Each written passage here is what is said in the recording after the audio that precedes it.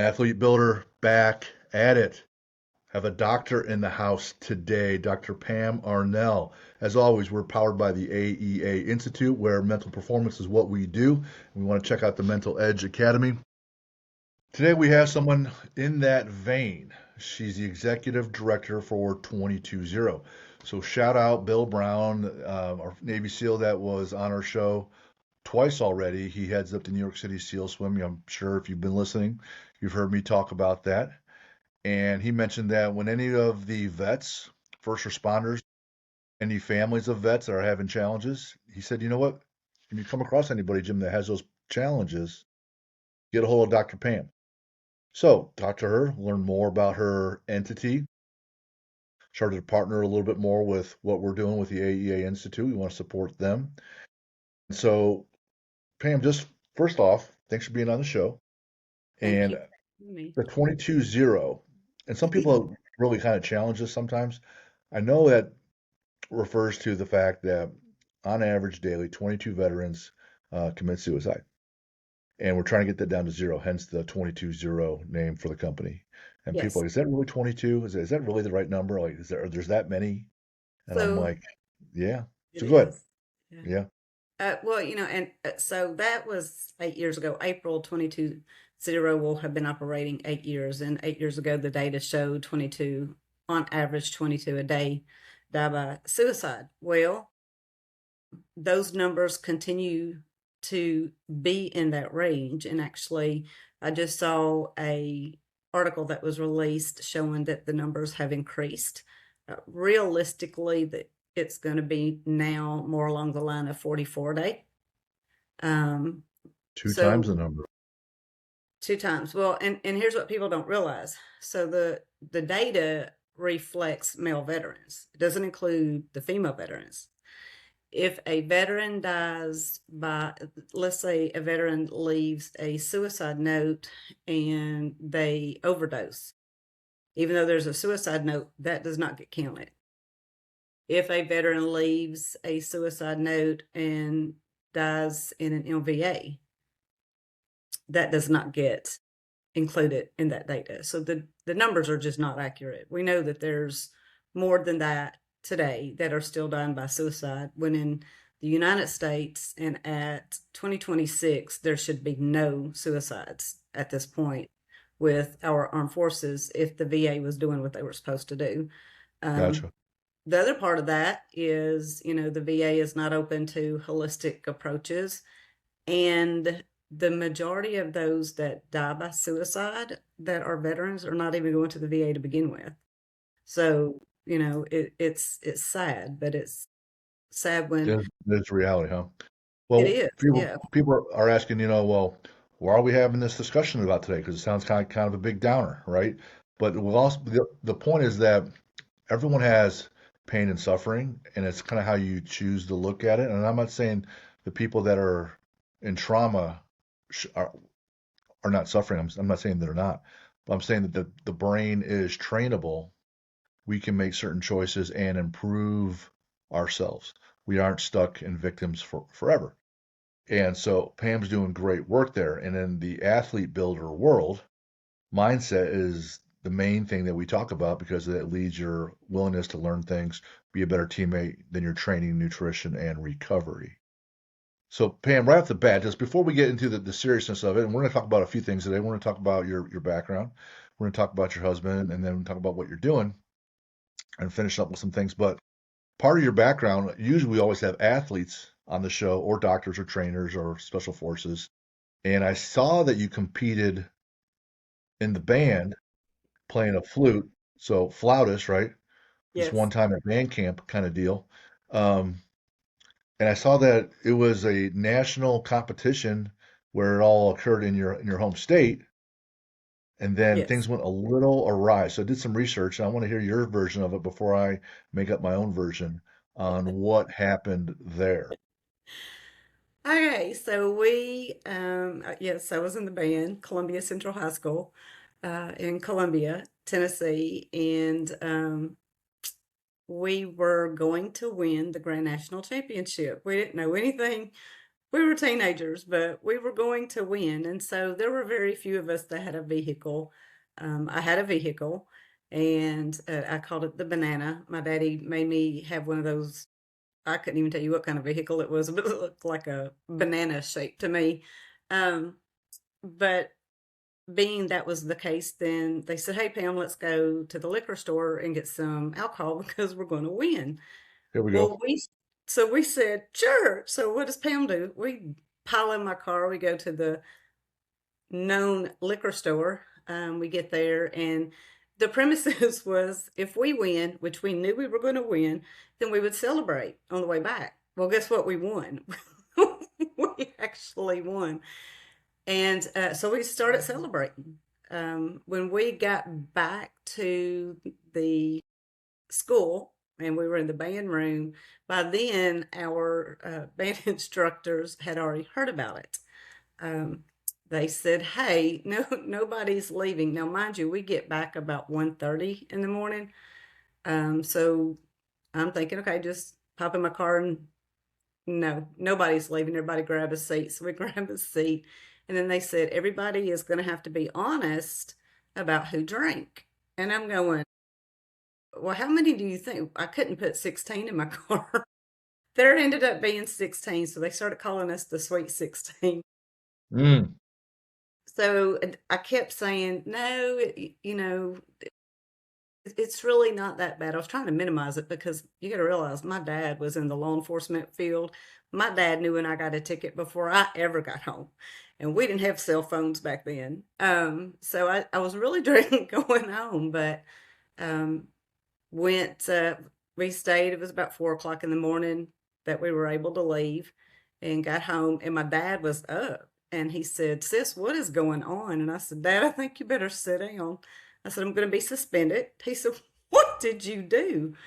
And I said, "Well, we were drinking on the band trip." I said, "But we won." right? um, my punishment. So my dad was, he and my stepmom did square dancing and clogging, and so they actually had a group where that's where they taught like a lot of individuals to do that. At 16, someone in their 40s and 50s just looked really old to me. But my punishment was I did get suspended. All of us got suspended for 3 days. My punishment was that I had to start a class with square dancing and clogging. And it was funny, or it's funny now, wasn't then, because it was on Friday night is when that was. And I'm going, "Dad, six, come on, just beat me." Something like, "Don't make me be in there with all Right. you old folks." And he said, "No, sis, that's what you're going to do." But I ended up doing it and I loved it. We ended up going and doing competitions and stuff like that. No, I didn't drink. My dad was there. But we did go to competitions, do square dancing and clogging. It was pretty fun. Gotcha. So you were junior, so what, 16, 17 years old? I was 16. Sweet 16, and then drinking beer? Yeah, yeah. No, The all right. and the thing about it was, so there was a liquor store that we all knew we could go to, and it ended up being a really big thing. So there were like I remember all kinds of news channels being there. We ended up having to go back to that liquor store with law enforcement and purchase that liquor because they kept saying you didn't buy that at a store. They thought we got it from our parents, and no, I'll show you the liquor store I drove to. It's well known in this county, basically where you could go. And that store ended up getting in trouble. That man ended up getting in trouble for selling to minors. But Not good. yeah, it was not good. No, but we were going to have fun. It was not the kind of fun I anticipated. I can tell you that. I believe it. And then I was looking at your bio, and it said you're always looking to serve, whether it was in the military or you said you mentioned being a police officer, but like rides at in an amusement park at the time, there was a height requirement, and so you couldn't ride the ride or you couldn't actually be a police officer, so you went the firefighter route, correct? So the firefighter route started in 2008. Yes, there was a height requirement that was lifted eventually in the mid 80s, whatever. So I ended up going to college to go into social work, into the counseling field. Hmm. And I had actually applied for to get into the academy. At that time, you didn't have to be hired by a department. But they said that my little 5'1.5" self wasn't tall enough, and I said, "Do you not realize I can get in places none of you can?" None of that helped. So when I knew that I was not going to be able to do that, I went on and knew that I was going to help people.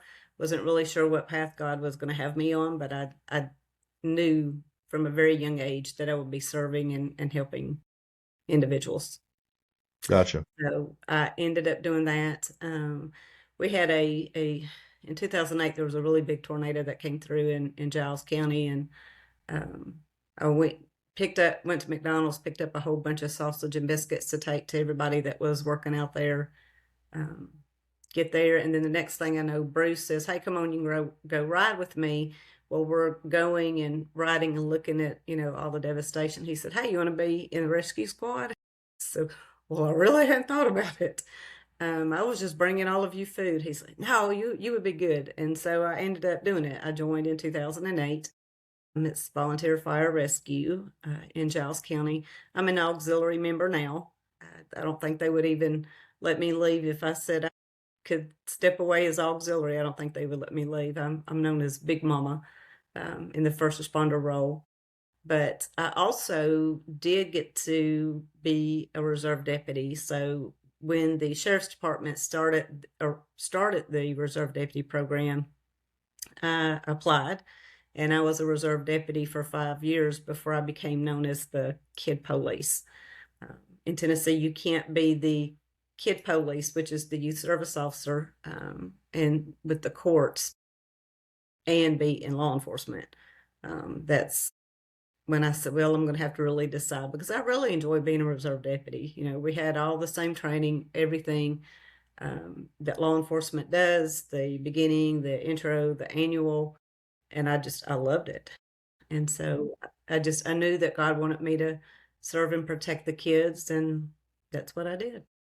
So now, fast forward, you're still in that serving and protecting. You're protecting people from themselves. You're protecting families. Just for definition's sake, Gold Star family, what does that mean for our audience? Gold Star family is going to be a family member who has lost someone in combat. We have Gold Star, but we also serve Green Star. Green That was my next Star, question. yeah, Green Star is going to be someone in the military who came back and died by suicide. That would be in the Green Star family. We serve those Gold and Green Star families. Now, unfortunately, you mentioned that your husband had already passed a few years back, and he was in the military, but developed cancer from his deployments, right? And further asking you to follow your calling of helping and protecting those that protect us, working with him as he was furthering along, and so now you're running 22-0. Help me help me understand or walk me through how when you get in contact with someone who's struggling, how you can essentially right the ship in so few of visits, because I'm sure they've been battling demons for a while, whether it's with another therapist, whether it's with recreational or prescribed drugs, whether it's something else that's unhealthy, maybe it's overly working out, but it could be all sorts of ways of them trying to battle these demons. And you're able to break through quickly. So for someone who wants to work on their mindset and they've been in pain like that or in trauma, walk me through how you're able to do that. So the trauma healing process and the emotional healing process are based off of the neurological linguistic programming, also based off of the reconciliation of traumatic memories and visualization, kinesthetic. You're disconnecting those events.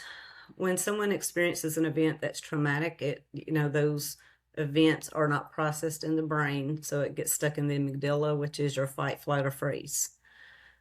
With using the trauma healing and the emotional healing, it's guided imagery. A lot of people has heard of EMDR, and I use that in the framework of EMDR does fall under the neurological linguistic programming, but you have to tell that story over and over and over and over. In addition to, it can take up to 18 months. With the processes that we used, it's peer-led, it's non-invasive, it's non-clinical, not talking about any of the content, but it still falls under the neurological linguistic programming. So we're going to get you in a safe place before, safe place after the events, and then we're going to go after those negative emotions, such as fear, terror, helplessness, guilt, survivor guilt, that are tied around that traumatic events.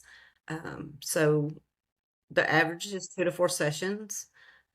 We get whatever that big event is, and I kind of explain it in the framework of an onion. So whatever has them in that trigger, that's that first layer of that onion. That's why they are reaching out to us.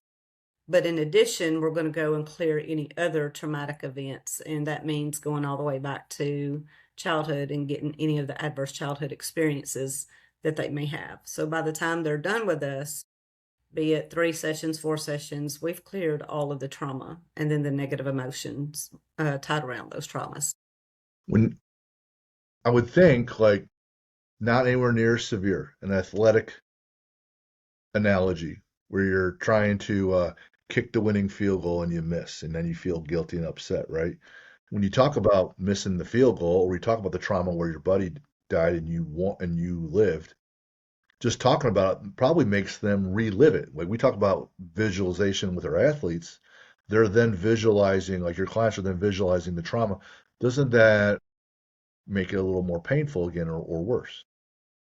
So for me, even when I was working on in my graduate studies, that was about the time EMDR came out, and I would not get trained in it because I said, we have taken an oath, or will be taking an oath to do no harm or do no further harm. And when you're having to tell that story over and over and over and over, to me, that is causing harm.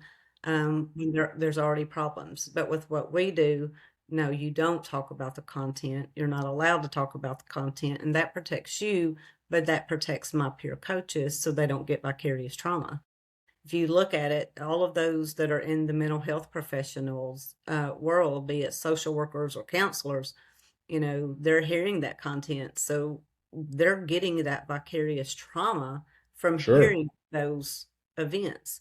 We've trained a lot of mental health professionals, and anytime there's traumatic content, then they're able to run the process on them so they don't have to hear that traumatic event or the detailed content of it as well. But Gotcha. yes, it's, to me, having to talk about it is you're reliving it, and you know, the more you relive it, the more traumatizing you're going to be. Yeah. So when people talk about, hey man, just talk positively or think positive, be positive, you're reframing your brain and focusing on things that aren't painful so you can, Tony Robbins will say where your focus goes, your energy flows. So if your focus is going to something really horrible, your energy is going to flow there. So you're training people to simply focus on the positive outcome. Now there's two stories I have along those lines, Yes. how it relates to, patients or people or athletes. One, Bill Buckner, 86, New York Mets versus Red Sox. He played first base, game seven, uh, late in the series. Red Sox are winning. Ground ball hit to him at first base, goes through his legs, costs him runs, costs him the game. They end up losing the World Series, right? So before the playoffs started, Buckner was being interviewed by ESPN and sports television, and it was asked, "Hey man, what do you think about your chances in the playoffs?" And it's like, "Well, it's pretty good. And there's the curse of the Bambino, but hopefully we're going to break that this year." And he said, "Obviously, the dream is to win the World Series, but the nightmare is late in the series, a ground ball gets hit to you, goes through your legs, and costs yourself the series." So he says this out loud on TV. And then in game six of the World Series, the exact same scenario unfolded and occurred, and bam, it happened. So when you're focusing on certain things, Mhm. you're training your brain to be in pain, right? Yep. Or in pleasure or something positive, right? Where you can attack and perform well. I don't know if you remember because I'm 51, so I'm a bit older, right? If you remember No. the flying Walendas, I'm older than you. Go ahead.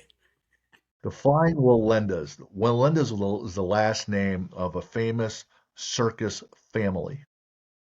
And what they were famous for doing is doing high level acrobatics on the high wire, sitting on chairs, multiple people on top of chairs, all on the high wire. And what made them famous, and why people come from far and wide to see this act, is that this was the family that would do the event without a net, no net, No net. Oh, no wow. net. Parents, the kids, Wow. the whole family was always doing the flying Wallendas, right? Trapeze, no net. And they would never talk about the net. They're always talking about, I want to have my foot here. They're always talking about actionable things that they can do. My hand goes here. I'm going to hold you like this. They're always talking about positive things to do, not like don't look down, don't fall, don't, nothing with a no or a never or a can't or a negative word in the verb or the phrase. Just they're always focusing on what they need to do. And they would go for years, no problems. And then one year, they had a number of interviews in a row of talking about, man, aren't you worried about someone dying? Aren't you worried about there not being a net? Aren't you worried? Aren't you worried? Over and over again. They kept asking the guy over and over, and the head of the family, the patriarch, and they kept talking about it and hammering him show after show after show. And then so he started talking deeper and deeper and deeper about it, right? So they would practice a little bit with a net because they're worried about it and they're worried about it. So now their focus is going to what could happen negatively. And sure enough, the next time they went and performed without the net, they had an accident, right? And it didn't turn out well. The whole point is that whether it's your clients or Bill Buckner or trapeze artists or Hamlin, where your focus goes, your energy flows, and we can make some choices. So Yes. Pam, walk us through like how you're gonna, someone comes in with some trauma, you're not even gonna bring that up, but how you will steer the conversation and train them. Here are some tactics you can do at home for yourself so you can be in a better spot and focus on things that helps you to handle life going forward. So it's that reframing piece, because everything you just talked about, it's reframing. So if you're, let's say, I'm just going to make up an example. Say I'm out driving and a deer hits my vehicle. I can be consumed by the fact that that deer has hit my vehicle, or I can say, well, the good thing is I didn't lose control of my vehicle. I can replace my vehicle, or my vehicle can be repaired. No one else was involved in that accident, so no one died. Again, it's that reframing, just like with the emotional, the emotional health process that we use when we're talking about like anger, guilt, whatever that negative emotion is. We're going to go back to the root of that negative emotion. It may have happened originally the first time, say you were 5 or 6 years old. Okay, well, we're going to go back and we're going to figure out what these learnings are. So you didn't know it then, but you know it now that there are learnings. Well, that younger you needs to know what those learnings are so they can release those emotions that are negative. Framing how we talk, reframing, the way we think and react.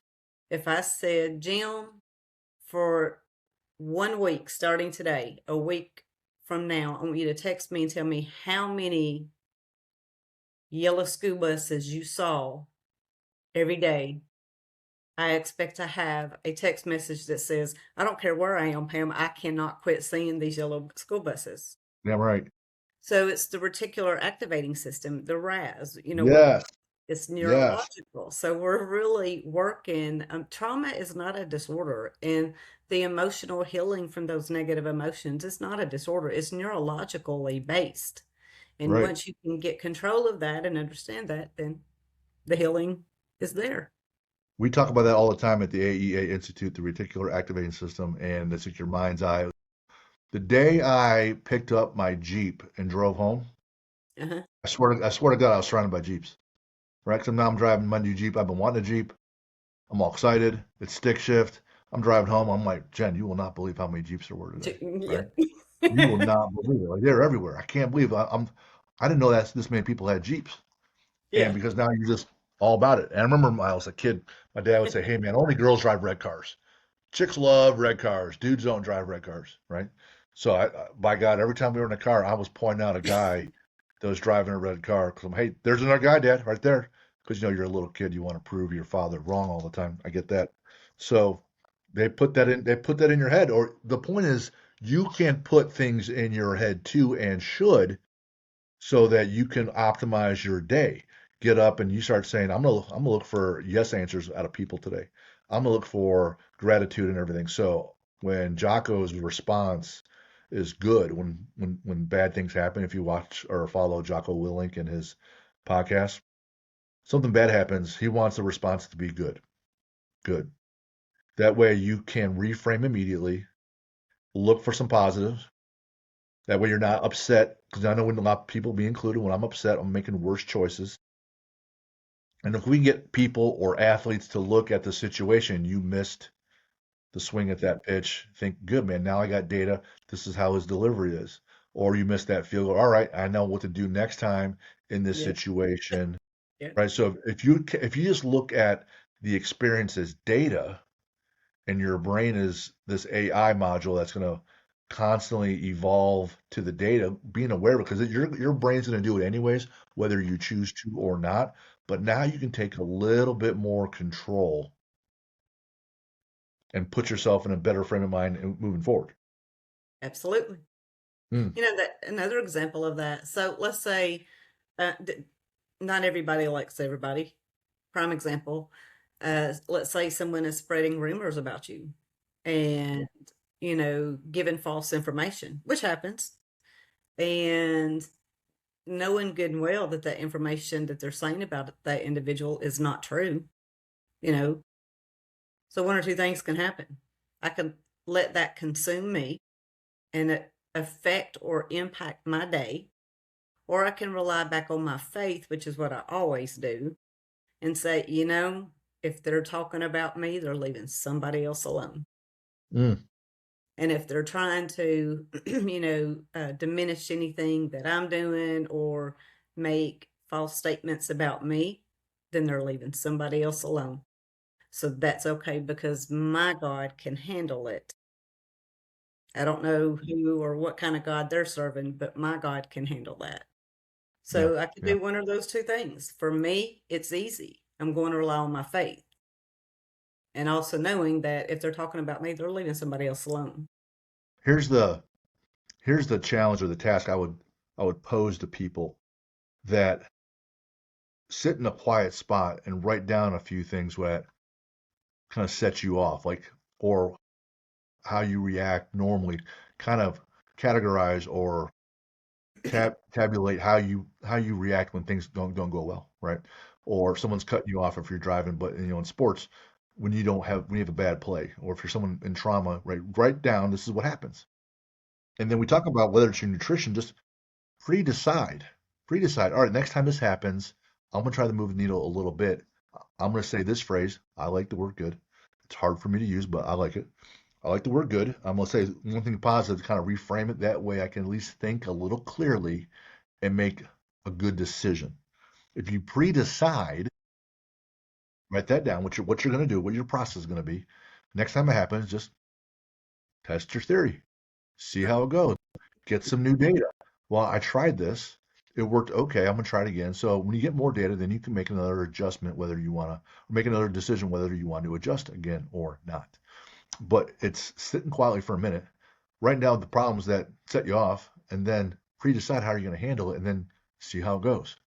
Don't just walk around thinking, well, I'm just out of control all the time, because then you will be. You will be. You will And be. then you're not going to perform as well. No, no. Whether it's at home, at work, or on the field, or with anyone else. Right. Gotcha. The what's on the horizon going forward with any of your endeavors at 22-0? I remember you talking about music. Yes. So, uh, one of the things that I started after becoming the executive director was the ambassador program. Hmm. We have some veterans that are now independent music industry, uh, singing and all that good stuff. Well, I had met Ty Warner. Ty Warner is an Air Force veteran and now in the music industry. And we met through a mutual connection through another podcast. A friend of mine, David, has a podcast in Nashville. And basically, you know, when I'm able to watch the live interviews, I happened to be doing it that day. He was interviewing Ty, and I heard Ty talk about being a veteran. So I'm grabbing my phone and I'm texting David, and I said, "Tell that man," I said, "thank you for his service." And and which David did. And, he knows my heart about our armed forces and first responders. And then Ty and I connected. Well, Ty asked me, we had several meetings, and he said, "Hey, Pam, what do you think about letting your mission clients tell their stories and turn it into a song?" I laughed. I know my limitations. Okay. And I said, "Dude," I said, "Todd, that's hilarious. Dude, I can't sing. That doesn't mean I don't, but I can't sing. That's not my realm." But that was in 2024. And so we had several meetings about it. I prayed about it, and Ty took all, he said he would handle that piece. So that's how 220 Heroes and Stories came about. If a mission clients want to tell their stories and turn it into a song, I connect them with Ty, and we have several ambassadors that are in the music industry, and all of them are part of it, and helping that veteran or first responder get that story and just make it into a song. And we're actually now looking at, we have the songs, but now we're looking at going and finding somewhere we can go into production, to a recording studio. I've talked with a couple of people that have studios. Ty has, and that's kind of where we are at this point, is taking those into a recording studio. Beautiful. The whole redirection of what's going on, uh, finding it in your own metaphorically and actually, a new voice, right? Yes. Um, for a new season in your life. So I get that too, So you only hear once, so let's make the most of it. I like that approach. You'll find that lessons carry over from industry to having fun or hard work, right? So things that are true in the military are true with sports or true in the business world. So I love how people keep evolving like that. That's so much fun. You mentioned, you can't sing, but you still will, right? Sure Um, will. right. So if you're walking or you're hiking or you're working out, what do you love? What kind of music do you like to listen to? I listen to praise and worship music. That tracks with how you've been talking. What's an adventure vacation place you'd like to go to? I would like to go to Hawaii with my son, daughter-in-law, and three grandkids. Just a family trip to Hawaii. Any parts in particular? My wife and I went for her 50th birthday. Did you? No, I don't. Just, I hadn't really thought about a specific place in Hawaii, Hmm. just Hawaii, just to get away from, everything, have that family time. That's something that's definitely changed since my husband passed away, in 2023, is making sure that we have more of that family time. I'll tell you this, we're big nerds, so on a 7-day trip there, we spent 2 full days at Pearl Harbor. My wife, Really? she read everything. I read a lot. She read everything. We experienced everything, Wow. all the components. Maui's going to be the prettiest, but the most heavily trafficked. We're in the Big Island for most of our time there, and we like to go to national parks and go hiking. So that's mostly what we did. How about a favorite sports movie? The Invincible Man. The Okay. Invincible. And then Uh, favorite have you seen that movie? with Vince Papale. Vince Papale. I love Yeah, I've him. seen that. Yeah, it's a true story too. It is a true story. So 220 was partnered with a Right to Heal. It's a nonprofit. And that's how I met Vince. And Janet was through Lisa. So Lisa Regina is an advocate, big advocate. She has a nonprofit, and we do a lot with veterans, like the Veteran Drone Training Program. One of the things we're working on now is she has created heroic episodes, and that's for underprivileged kids, but it's also for disabled veterans and keeping those stories alive for those veterans. And we had a fundraiser at Lisa's a couple of years ago, and Vince was there. That I Oh, love that awesome. movie. That is awesome. Yeah, Yeah, Mark Wahlberg does a great job in it too. he does. Yes. Yes. Uh, favorite book? Mm, I'm just gonna have to. It's gonna be the Bible. All right. You got a superhero for us? Superhero, Yeah. Wonder Woman, And villain? Catwoman. I saw for your favorite lift, you like walking for quiet time, and I get that. You have a quote for us? Jeremiah 29:11. He knows the plans he has for me, and I rely on that. He has created my destiny, and as long as I'm on the path I am, I know that I am taken care of. Beautiful. Thanks for talking about veterans, what you do, athletes, how you can reframe your brain based on making the actual cognitive choices. Regardless of trauma, you can still train your brain, which is important to for everyone to understand. For anyone who wants to get a hold of us, obviously you can reach out at info@athlete-builder.com, and we're powered by the AEA Institute. But Pam, where can people get a hold of you, especially if they're struggling? You can do it a couple of ways. You can call me. My number is 931-638-7131. You can go to the website, and that is the number 22, so 22, ZERO.org, 220.org. Awesome. Well, we're looking forward to partnering with 220 and supporting all the peer counselors and sponsoring 250 folks. So that's exciting for us. We want to make an impact, which is what I'm called to do, and people here we're called to do. And so we'll do it with the resources that we have. And Pam, I really enjoyed having you on here today. It was great, man. Thanks for taking the time. Thank you, and thank you for having me. For sure. See you later. See ya. Bye. Have a good rest of the week.